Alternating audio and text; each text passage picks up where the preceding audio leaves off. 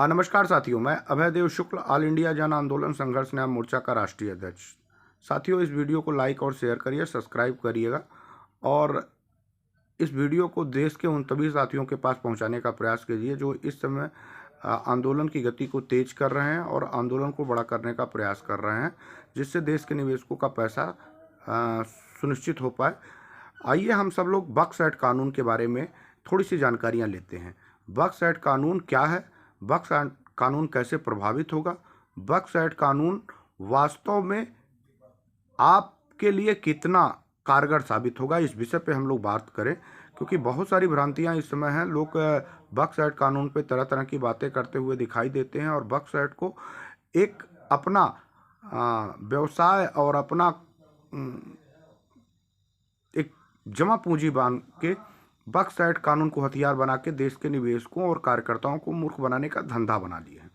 तो इस विषय पे हम लोग थोड़ी सी चर्चा करना शुरू करें कि बक्स एक्ट कानून आखिर है क्या, बक्स एक्ट कानून से क्या लाभ हो सकता है कार्यकर्ताओं और जमाकर्ताओं को, और बक्स एक्ट कानून कैसे लागू किया जाए या कैसे लागू करवाया जाए, और जिससे बक्स एक्ट कानून के तहत हम लोगों को लाभ मिल पाए और वास्तविक जानकारी हम आपको साझा कराने की कोशिश करते हैं। देखिए, बक्स एक्ट कानून 2019 में लोकसभा के सदन में पारित हुआ।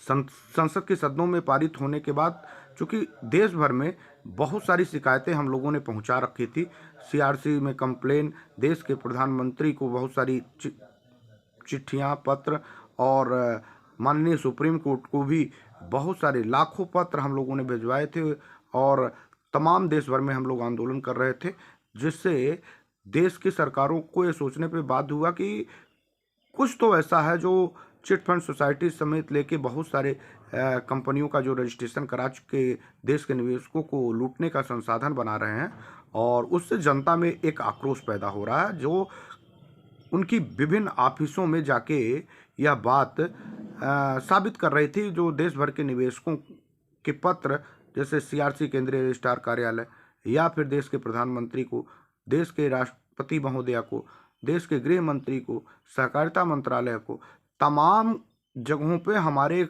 आंदोलन ने एक बड़ी ताकत के साथ जनपद से लेके प्रदेश और प्रदेश से लेके देश स्तर तक आंदोलन की शुरुआत करी। तो जब देश भर में आंदोलन सड़कों पे शुरुआती दौर में था, उस समय सरकारें गंभीर होने लगी थी और सरकार ने को ये बात सूचना पहुंच चुकी थी कि हाँ, कुछ ऐसा है जिससे देश के निवेशकों में एक डर का माहौल है कि कहीं उनका पैसा डूब ना जाए।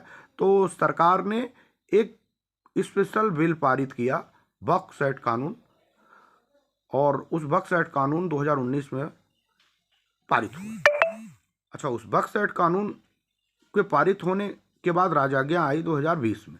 2020 के बाद उस राजआज्ञा में जब देखा गया तो उस राजआज्ञा में देश भर के निवेशकों को एक बड़ा रिलीफ देने के लिए कि उनकी संपत्तियों को, जो लोगों ने पैसा लिया है, उनकी संपत्तियों को नीलाम करके देश भर के निवेशकों का पैसा भुगतान कराने की उसमें प्राविधान और व्यवस्था वर्णित की गई है।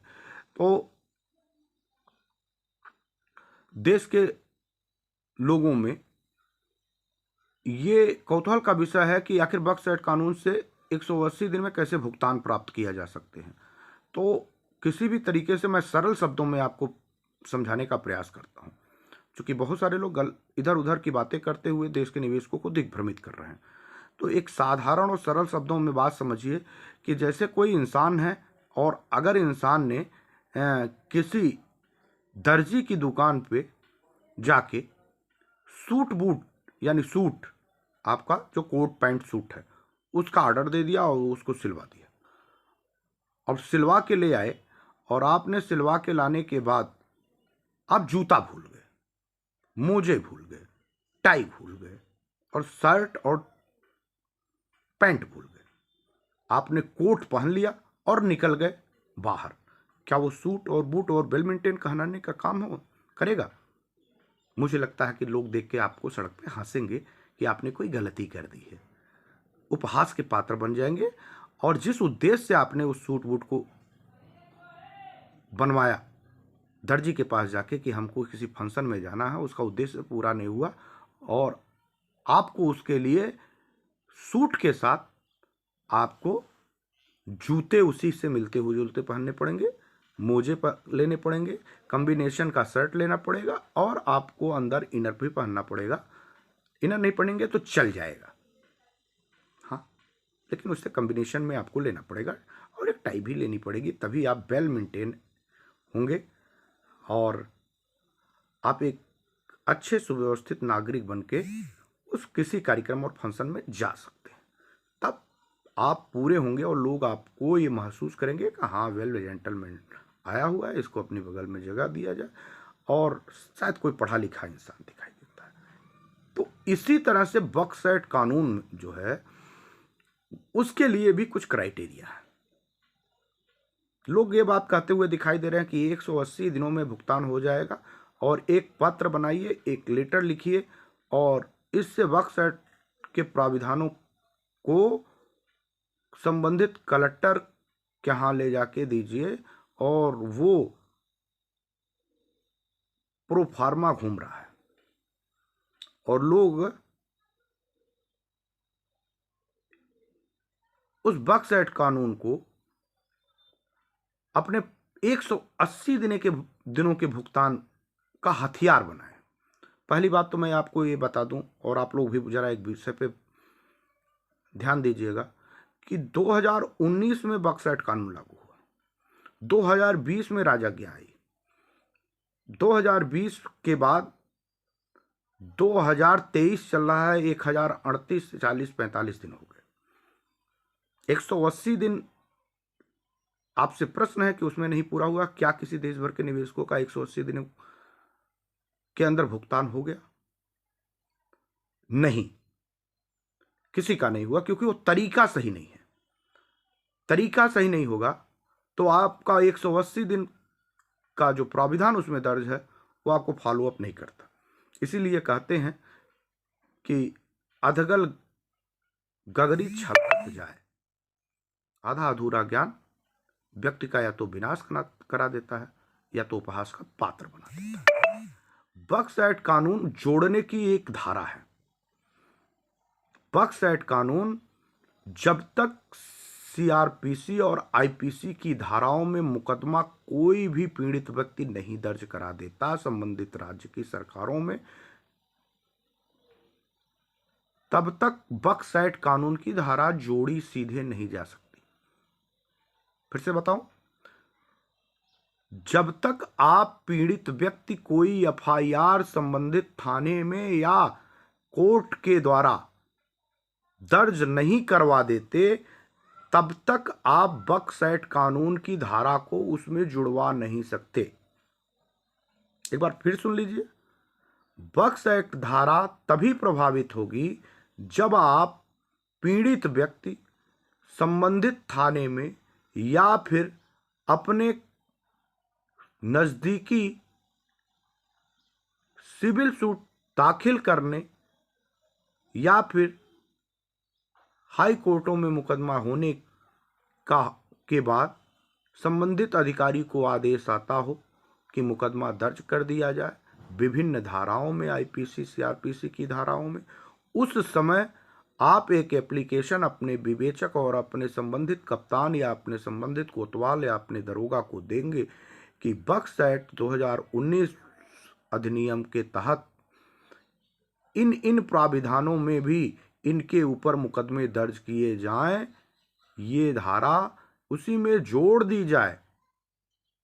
समझ में आई? जोड़ दी जाए तब वो प्रभावित होगा। और अगर कोई ईमानदार अधिकारी होगा तो बक्स एक्ट कानून के तहत मुकदमा दर्ज करके उनकी जमीनों को, जायदाद को, उनकी संपत्ति को नीलाम करवा के उस पीड़ित व्यक्ति का भुगतान करा देगा। हालांकि ये धारा आईपीसी और सीआरपीसी भी प्रभावी है, लेकिन मैं कहता हूं बक्स एक्ट कानून बहुत अच्छा धारा है जो स्पेशल रूप से पीड़ितों के हित में लिया गया निर्णय है, जो सरकार के द्वारा कराया गया है। और उसको अगर उस धारा में जोड़ दिया जाएगा तो आपका मुकदमा बहुत मजबूत हो जाएगा और उससे आप अपनी लड़ाई को आसानी से जीत पाएंगे। आपको समझ में आएगा? नहीं समझेंगे तो फिर बताएंगे, और नहीं समझ पाए होंगे तो मेरे नंबर पे फ़ोन करिएगा। हमारा नंबर है 87 87 27 1004। हम आपको फिर से समझा देंगे। मैं फिर पुनः अपना नंबर बोल रहा हूं कि जिन साथी को हमारे नंबर समझ में नहीं आए, जो हमारी बात समझ में नहीं आई है, वो लोग 87 87 27 1004 पे पुनः हमसे संपर्क कर लेंगे, या फिर हमारी टीम के जितने साथी हैं विभिन्न प्रांतों में, चाहे वो नीरज शर्मा हो गए, नागेंद्र कुशवाहा हो गए, मोहित कुमार हो गए, नवल चौरसिया हो गए, घनश्याम शर्मा हो गए, सतीश जी हो गए, जैसे तमाम साथी हैं जो इस आंदोलन को गति दे रहे हैं, आप उनसे संपर्क कर लीजिएगा और वो आपको पूरी तरह से बता देंगे कि बक्सैट की धारा कैसे प्रभावी होगी और कैसे जोड़ा जाएगा, जिसके तहत आप अपने पैसे की भुगतान की प्रक्रिया को सुनिश्चित कराने में आसानी होगी। मैं फिर कहता हूं कि हमारे आपके पास कोई और विकल्प नहीं है कि हम देश की सरकारों को जगाने के पहले हम भुगतान पाएं। देश भर में कानून गरीबों के लिए बनता है, उसका उपयोग अमीर कर रहे हैं। कितना भी कानून देश की सरकार ला दे, लेकिन अगर उसका अनुपालन कराने वाले लोग अपने जिम्मेदारियों का निर्वहन नहीं करेंगे तो आपको उतनी ही परेशानियों से झेलना पड़ेगा, दो चार होना पड़ेगा, उतनी ही परेशानी आपके पास अनवरत बनी रहेगी।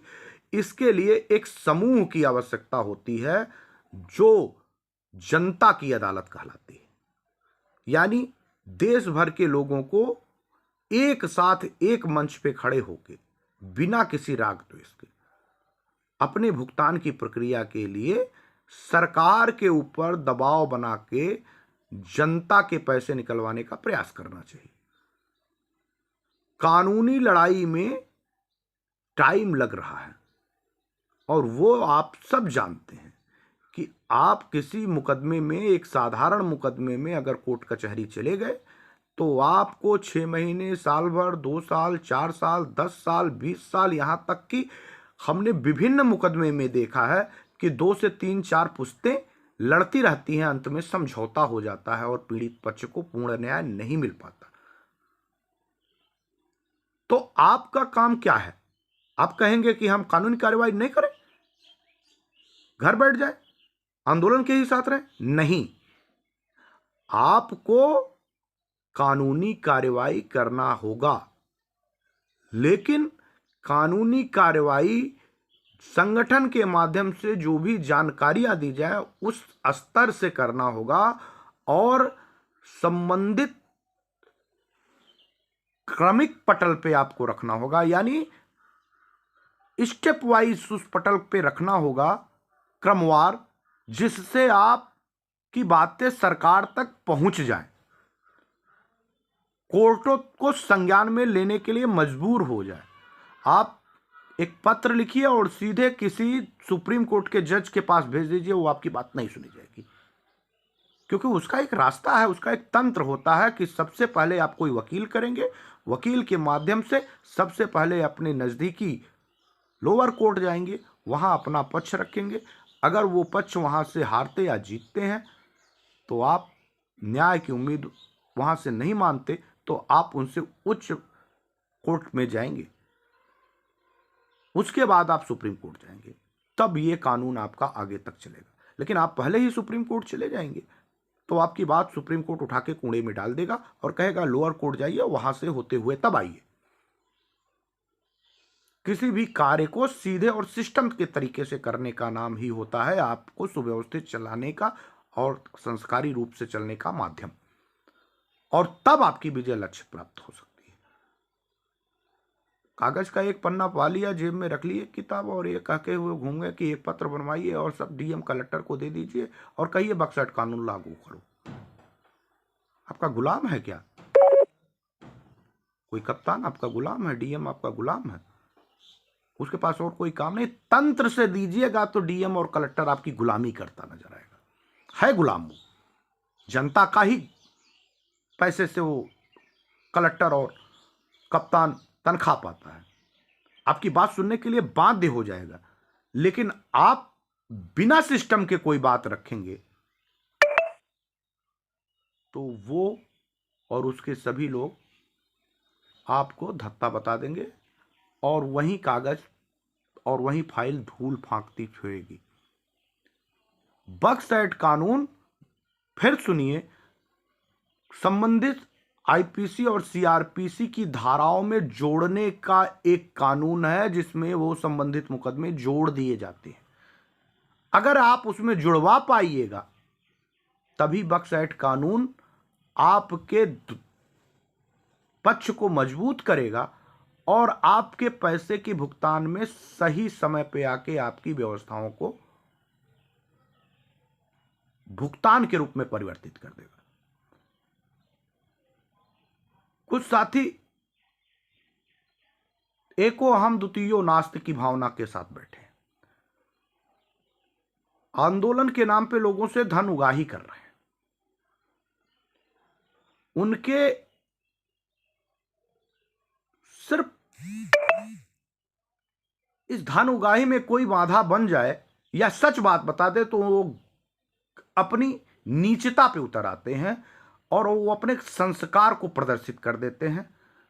कोई जाति धर्म मजहब से छोटा बड़ा नहीं होता, उसके संस्कार ही तय करते हैं कि वो कितना कुलीन है और कितना उच्च, और वो किस भाषा का इस्तेमाल करके देश में प्रतिस्थापित हो सकता है, समाज में लोगों में लोकप्रिय हो सकता है, या फिर उसका सम्मान हो सकता है, या फिर किस भाषा का इस्तेमाल करके वो लोगों में हंसी का पात्र हो सकता है, अपमान का पात्र हो सकता है और उसकी सामाजिकता खत्म हो सकती है। ये तो उसके संस्कार ही तय करते हैं, उद्देश्य ही तय करते हैं। हम किसी को गलत रास्ते को बता के, किसी का शोषण करके अपनी दुकान चलाने की नीयत से उन पीड़ित और परेशान लोगों को हथियार बनाए, मुझे लगता है ऐसे लोगों से सचेत रहने की जरूरत है। ऑल इंडिया जन आंदोलन संघर्ष न्याय मोर्चा ऐसे लोगों का कतई कभी समर्थन नहीं करता और ना उनके साथ कोई तालमेल रखता है। आंदोलन के रास्ते को भटकाना और आंदोलन से धनार्जन करना, यह ऑल इंडिया जन आंदोलन संघर्ष न्याय मोर्चा का उद्देश्य और लक्ष्य नहीं।